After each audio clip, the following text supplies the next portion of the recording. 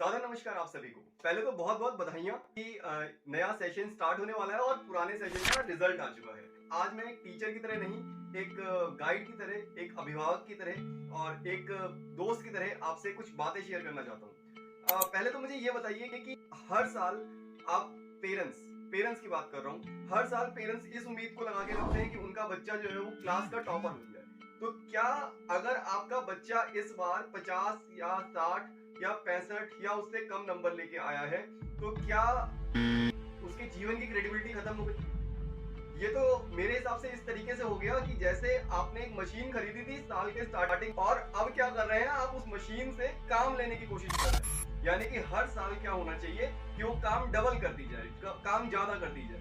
तो ये जो मार्क्स हैं, आपका बेटा एक मशीन या आपकी बेटी एक मशीन नहीं है, पहले तो ये जान लें। उसकी भी अपनी इमोशनल वैल्यूज है। तो उसके लिए उसको समझने के लिए एक छोटा सा एग्जांपल लेते हैं। मेरी ये पांचों उंगलियां देखकर बताइए कि इन पांचों उंगलियों में से कौन सी उंगली एक दूसरे के बराबर है।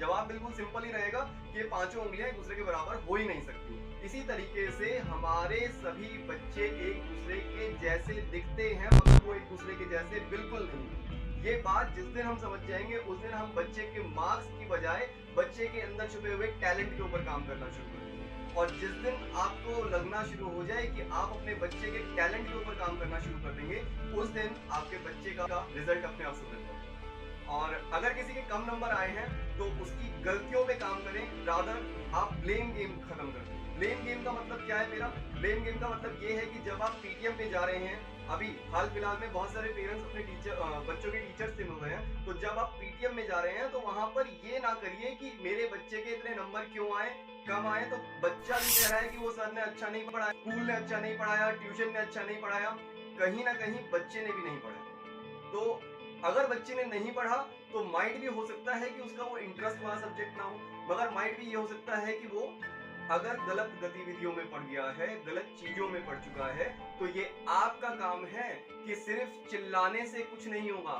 जमाना बदल चुका है। अगर हम बात करें 1980, 1990 और 2000 के दशक की, तो बच्चों को मार के ही पढ़ाया जाता था, मगर अब जमाना जो है वो फोन का जमाना है। तो बच्चा जो है अगर वो फोन से बहुत ज्यादा ही कनेक्टेड है, तो अब आपको भी अपने व्यवहार में वैसे ही चेंज लेके आना पड़ेगा। आपको अपना व्यवहार ऐसा बनाना पड़ेगा कि आप उस बच्चे के साथ एज अ गाइड काम करें, ना कि एज अ पेरेंट काम करें। क्योंकि अब मारपीट वाला जमाना गया, अब जमाना आ गया है दोस्त बनाने वाला।